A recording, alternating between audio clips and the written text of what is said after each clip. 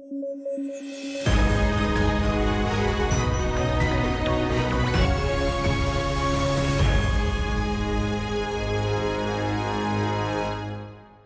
News at 9 programme में आपका स्वागत है। मैं हूं अमृत उपाध्याय। आइए जल्दी से देखें आज के हेडलाइंस। चीन के चांगी 6 मिशन ने रचा इतिहास। चंद्रमा के फार साइड से लाया सैंपल। ऐसा करने वाला दुनिया का पहला स्पेसक्राफ्ट बना चांगी 6। पेपर लीक मामलों के लिए अध्यादेश की तैयारी में यूपी सरकार। उम्र कैद की सजा और 1 करोड़ रुपए तक का फाइन। जमानत के लिए कड़े नियम होंगे लागू। और सुचेता कृपलानी की जयंती आज। संविधान सभा में शामिल महिलाओं में से एक। भारत के किसी राज्य की पहली महिला मुख्यमंत्री थी सुचेता कृपलानी।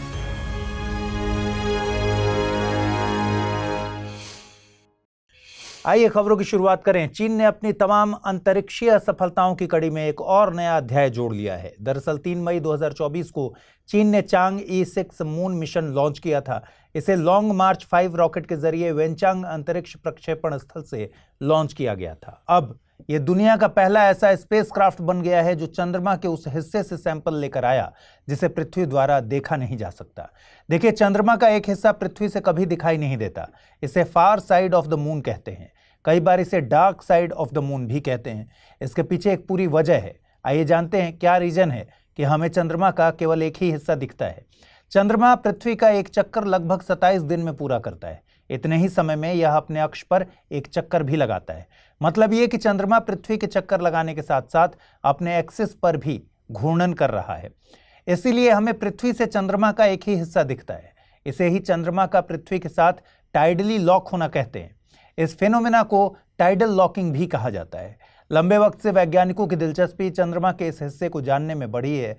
वैज्ञानिकों की खोज के मुताबिक चंद्रमा के इस हिस्से का क्रस्ट ज्यादा मोटा है, साथ ही इस हिस्से में ज्यादा क्रेटर हैं और मैदान हैं। चंद्रमा के इस फार साइड का सबसे पहला इमेज साल 1959 में सोवियत संघ के लूना 3 स्पेसक्राफ्ट ने कैप्चर किया था। वैज्ञानिकों का मानना है कि चंद्रमा के फार साइड से लाए गए सैंपल्स के जरिए चंद्रमा की उत्पत्ति और इवोल्यूशन के बारे में जानकारी मिल सकेगी। साथ ही यह भी पता चल सकेगा कि चंद्रमा का नियर साइड यानी पृथ्वी से दिखने वाला हिस्सा फार साइड से अलग क्यों है। आपको बता दें, चांग-ई 6 एक 53 दिन लंबा मिशन था। चंद्रमा की कक्षा यानी ऑर्बिट में पहुंचने के बाद इसके ऑर्बिटर ने चंद्रमा के चक्कर लगाने शुरू किए और लैंडर चांद के दक्षिणी ध्रुव पर स्थित एटकिन बेसिन पर उतरा। यहां से इसने स्कूपिंग और ड्रिलिंग के जरिए सैंपल कलेक्ट किए। इन सैंपल्स को ऑर्बिटर ने एक असेंट व्हीकल के जरिए ऑर्बिटर के सर्विस मॉड्यूल को ट्रांसफर किया और ये सर्विस मॉड्यूल पृथ्वी पर वापस आया है। चीन 2030 तक चंद्रमा पर मानव मिशन भेजने की भी योजना बना रहा है। 18वें लोकसभा के गठन के साथ संसद का सत्र शुरू हो चुका है। इस बार मोदी 3.0 कैबिनेट में कुछ बदलाव भी देखने को मिले हैं, जिनमें एक अहम बदलाव है कृषि मंत्रालय में। केंद्रीय कृषि मंत्रालय की कमान मध्य प्रदेश के पूर्व मुख्यमंत्री शिवराज सिंह चौहान को मिली है। वे मध्य प्रदेश के सबसे लंबे वक्त तक मुख्यमंत्री रहे हैं। उनके कार्यकाल में मध्य प्रदेश ने 7% की सालाना जीडीपी ग्रोथ, वहीं 6.8% की दर से एग्रीकल्चर जीडीपी की ग्रोथ देखी है। उनके सामने सबसे बड़ी चुनौती है कि क्या वे पूरे भारत के स्तर पर एग्रीकल्चर की जीडीपी ग्रोथ बूस्ट कर पाएंगे। साथ ही किसानों की आय में वृद्धि भी एक बड़ी चुनौती है। भारत के पूरे एग्रीकल्चर सिस्टम में रिफॉर्म को समझते हुए विशेषज्ञों द्वारा इसके लिए कुछ सुझाव दिए गए हैं। इन सुझावों का इस्तेमाल आप अपने मेंस आंसर राइटिंग में कर सकते हैं। पहला सुझाव है कि कृषि मंत्रालय को सबसे पहले ये मानने की जरूरत है कि कृषि का मतलब केवल खाद्य का उत्पादन नहीं होता। कृषि से मतलब पूरे फूड सिस्टम से है, जिसमें उत्पादन से लेकर मार्केटिंग और कंजम्पशन यानी उपभोग तक शामिल होता है। जलवायु परिवर्तन के चलते गंभीर मौसमी इवेंट्स के बीच में कृषि की उत्पादकता को बढ़ाना है। इसलिए क्लाइमेट स्मार्ट एग्रीकल्चर में निवेश की जरूरत है। इसके लिए फसलों की हीट रेजिस्टेंट वेराइटीज और मोर क्रॉप पर ड्रॉप जैसी फार्मिंग प्रैक्टिसेस पर खूब निवेश की जरूरत है। इसके लिए उन्हें कृषि के रिसर्च एंड डेवलपमेंट पर भी कृषि जीडीपी के मुकाबले कम से कम 1% के इन्वेस्टमेंट की जरूरत होगी, जो कि अभी वर्तमान में 0.5% से भी कम है। दूसरा, कृषि मंत्रालय को यह सुनिश्चित करना होगा कि किसानों के पास दुनिया की बेहतरीन तकनीक उपलब्ध है। आज भी भारतीय किसान खेती के लिए पुराने तौर तरीकों पर निर्भर हैं। अगर वैश्विक स्तर के बाजारों में अपनी उपज को बेचना है तो तकनीक के स्तर पर भारतीय कृषि में बहुत काम करने की जरूरत पड़ेगी। इसके अलावा कृषि मंत्रालय को खेतों से लेकर मेगा सिटीज और विदेशों तक एक वैल्यू चेन सेटअप करने की जरूरत भी होगी, जिससे किसानों को उनकी फसलों के उचित दाम मिल सकें। जैसे घरेलू बाजार में अमूल मिल्क के लिए वैल्यू चेन बनाई गई, इसी लाइन पर फलों और सब्जियों के लिए भी वैल्यू चेन सेटअप करने की जरूरत है। इसके अलावा फर्टिलाइजर सब्सिडी में सुधार की भी जरूरत है। देखिए, कृषि में नाइट्रोजन, फास्फोरस और पोटेशियम फर्टिलाइजर का उपयोग किया जाता है, लेकिन समस्या है इसके सब्सिडी सिस्टम में। सब्सिडी दी जाती है सबसे ज्यादा नाइट्रोजन में, लगभग 80% सब्सिडी यूरिया में दी जाती है, जिससे तीनों फर्टिलाइजर के बीच का बैलेंस बिगड़ जाता है। इसके अलावा पंजाब और हरियाणा के लिए स्पेशल पैकेज की भी जरूरत है, जिससे इकोलॉजिकल डिजास्टर की चुनौती से निपटा जा सके। हिंदी माध्यम से यूपीएससी की तैयारी करते हैं आप, तो स्टडी IQIS हिंदी के प्रीलिम्स टू इंटरव्यू बैच यानी P2I बैच के बारे में तो जानते होंगे। अगर नहीं जानते तो मैं बताता हूँ। देखिए, P2I बैच में मिलता है 1000 घंटों से ज्यादा की लाइव क्लासेस, पीटी और मेंस के लिए test series, crash course, daily current affairs और सीसेट क्लासेस, हर विद्यार्थी के लिए personal mentor, daily answer writing, PT pass करने पर निःशुल्क आवासीय कार्यक्रम ज्वाइन करने जैसे बहुत सारे फीचर्स। तो अमृत लाइव कोड यूज कीजिए। 26 जून से शुरू हो रहे बैच में लीजिए एडमिशन, और कोई कंफ्यूजन हो तो amrit@studiiq.com पर मेल कर दीजिए। पेपर लीक के मामलों में लगातार आलोचना का सामना कर रही उत्तर प्रदेश सरकार ने एक बड़ा कदम उठाया है। दरअसल पेपर लीक मामलों पर लगाम लगाने के लिए उत्तर प्रदेश सरकार ने एक अध्यादेश जारी करने का प्रस्ताव पारित कर दिया है। इस अध्यादेश में 2 साल से लेकर उम्र कैद तक की सजा का प्रावधान किया गया है। साथ ही 1 करोड़ रुपए तक के फाइन की बात कही गई है। Uttar Pradesh public examination prevention of unfair means ordinance के तहत किए गए सभी अपराधों को कॉग्निजेबल यानी संज्ञेय और नॉन बेलेबल यानी गैर जमानती बनाया गया है। इसके तहत किए गए अपराधों को सेशन कोर्ट में ट्रायल किया जाएगा। जमानत के लिए सख्त प्रावधानों के साथ अपराधों को नॉन कंपाउंडेबल की कैटेगरी में रखा जाएगा। नॉन कंपाउंडेबल से क्या मतलब है? नॉन कंपाउंडेबल क्राइम्स उनको कहते हैं जिनमें सेटलमेंट या हर्जाना देकर जिन्हें शॉर्ट नहीं किया जा सकता, समझौता नहीं किया जा सकता। इनके लिए पूरा ट्रायल किया जाता है। जेल और फाइन जैसे सख्त प्रावधानों के साथ जिन लोगों को इसमें इन्वॉल्व पाया जाएगा, उनकी संपत्ति कुर्क कर ली जाएगी। अध्यादेश में उत्तर प्रदेश लोक सेवा आयोग, यूपी अधीनस्थ सेवा चयन बोर्ड, यूपी बोर्ड, राज्य विश्वविद्यालयों और इनके द्वारा नामित प्राधिकरण, निकायों या एजेंसियों द्वारा आयोजित परीक्षाएं सब कुछ शामिल होंगी। इसमें सरकारी नौकरियों में स्थायीकरण और प्रमोशन के लिए होने वाली परीक्षाएं भी शामिल होंगी। इसके तहत फर्जी प्रश्न पत्र वितरित करना और फर्जी रोजगार वेबसाइट बनाना जैसे अपराध भी कवर्ड हैं। आपको 14 अगस्त 1947 को भारत की स्वतंत्रता की आधी रात को ट्रिस्ट विथ डेस्टिनी की स्पीच याद होगी, लेकिन इस स्पीच से पहले वंदे मातरम, जन गण मन और सारे जहां से अच्छा किसने गाया था? ये गायन सुचेता कृपलानी के द्वारा किया गया था। आज सुचेता कृपलानी की जयंती है। गांधीवादी सुचेता कृपलानी को भारत के किसी राज्य की पहली महिला मुख्यमंत्री के तौर पर जानते हैं। वो साल 1963 में वर्तमान उत्तर प्रदेश राज्य की मुख्यमंत्री बनी थी। सुचेता कृपलानी का जन्म 25 जून 1908 को अंबाला में हुआ था। भारत की संविधान सभा में कुल 15 महिलाएं शामिल थीं, जिनमें सुचेता कृपलानी भी थी। सुचेता कृपलानी को 1940 में भारतीय राष्ट्रीय कांग्रेस में विमेन विंग ऑल इंडिया महिला कांग्रेस की स्थापना के लिए भी जानते हैं। वे इसकी फाउंडर प्रेसिडेंट थीं। 1942 में वे भारत छोड़ो आंदोलन में भी हिस्सा लेने वाली महिला थीं। एंटी ब्रिटिश एक्टिविटीज के चलते उन्हें जेल भी जाना पड़ा था। स्वतंत्र भारत में भी वे संसद सदस्य के तौर पर शामिल होने वाली चुनिंदा महिलाओं में से एक थीं। उनकी किताब अनफिनिश्ड ऑटोबायोग्राफी प्रसिद्ध है। 1971 में वे एक्टिव पॉलिटिक्स से रिटायर हो गई थी। आइए देखते हैं आज का टर्म ऑफ द डे क्या है। आज के टर्म ऑफ द डे में है जेंडर वॉशिंग। कुछ दिन पहले मैंने टर्म ऑफ द डे में ग्रीन वॉशिंग डिस्कस किया था। जेंडर वॉशिंग ग्रीन वॉशिंग से ही मिलता जुलता शब्द है। इसमें कंपनीज ऐसा दिखावा करती हैं कि वे महिलाओं को सशक्तिकरण या उनके हित में काम कर रही हैं, जबकि ये सारा दिखावा कैंपेन और मार्केटिंग एड तक ही सीमित होता है। असलियत में ऐसा होता नहीं। इसे कुछ ऐसे समझते हैं। देखिए, कोई कंपनी जो महिलाओं के मेकअप उत्पाद बनाती है और इन उत्पादों में कार्सिनोजेनिक तत्वों की मात्रा के मामले भी सामने आते हैं, वही कंपनी महिलाओं में होने वाले कैंसर के लिए अवेयरनेस कैंपेन चलाए, तो इसे कहेंगे जेंडर वॉशिंग।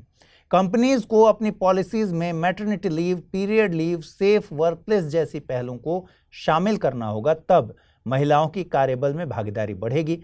जबकि कंपनीज इन नीतियों को लागू करने के बजाय विमेन फ्रेंडली होने का दिखावा भर करती हैं, तो इसे जेंडर वॉशिंग का नाम दिया जाता है। आइए अब जल्दी से देखें आज के रैपिड न्यूज में क्या है खास। रूस और भारत के बीच कई वर्षों से लंबित एग्रीमेंट को रूस ने मंजूरी दे दी है। रूस द्वारा दी गई यह मंजूरी reciprocal exchange of logistics agreement यानी रेलॉस के ड्राफ्ट को लेकर दी गई है। यदि हम इस एग्रीमेंट की बात करें तो यह एग्रीमेंट भारत और रूस की सेनाओं को एक दूसरे के सैन्य अड्डों और बंदरगाहों पर लॉजिस्टिक्स और सहायता सुविधा प्रदान करने की अनुमति देगा। इसमें ट्रेनिंग एक्सरसाइजेज, बंदरगाहों पर यात्रा, आपदा राहत के लिए सैन्य आदान प्रदान जैसी सुविधाएं होंगी। रूस के अलावा भारत ने फ्रांस, सिंगापुर, दक्षिण कोरिया और वियतनाम साथ ही क्वाड देशों के साथ कई लॉजिस्टिक्स एग्रीमेंट पर हस्ताक्षर किए हैं। मॉनसून शुरू होते ही क्लाउड बर्स्ट यानी बादल फटने जैसी घटना देखने को मिलती है। ऐसा ही कुछ अरुणाचल प्रदेश के ईटानगर में हुआ। यहाँ बादल फटने से भारी भूस्खलन हुआ और बाढ़ जैसी स्थिति हो गई। लेकिन यहाँ हमारे लिए ज्यादा जरूरी है क्लाउड बर्स्ट के बारे में जानना। बादल फटना वास्तव में किसी स्थान विशेष पर अत्यधिक मात्रा में वर्षा के होने को संदर्भित करता है। IMD यानी भारतीय मौसम विज्ञान विभाग के अनुसार एक छोटे से भौगोलिक क्षेत्र में प्रति घंटा 100 मिलीमीटर से अधिक वर्षा होने को बादल फटना या क्लाउड बर्स्ट कहते हैं। टॉल क्यूमुलोनिम्बस क्लाउड्स आमतौर पर बादल फटने का कारण बनते हैं। यह घटना हिमालयी क्षेत्र, पूर्वोत्तर राज्यों और पश्चिमी घाट जैसे पर्वतीय क्षेत्रों में मानसून के दौरान ज्यादा आम होती है। UN विमेन ने विमेन पॉलिटिकल लीडर्स पर चौंकाने वाले वैश्विक आंकड़े प्रस्तुत किए। इन आंकड़ों के अनुसार महिलाओं को अभी भी बड़े पैमाने पर सत्ता और डिप्लोमेसी संबंधित पदों से बाहर रखा गया है। दुनिया भर में 113 देशों में कभी भी कोई महिला सरकार में प्रमुख पद पर कार्यरत नहीं रही है। जनवरी 2024 तक 141 देशों में कैबिनेट मंत्रियों में महिलाओं की संख्या 1/3 से भी कम है। 7 देशों के मंत्रिमंडल में किसी भी महिला का प्रतिनिधित्व नहीं है।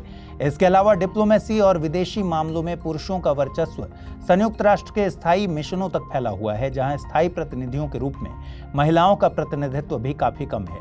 अब चलिए UN विमेन की भी बात कर लेते हैं। यह संयुक्त राष्ट्र की एक संस्था है जो लैंगिक समानता और महिलाओं के सशक्तिकरण के लिए समर्पित है। इसकी स्थापना संयुक्त राष्ट्र महासभा द्वारा 2010 में की गई थी।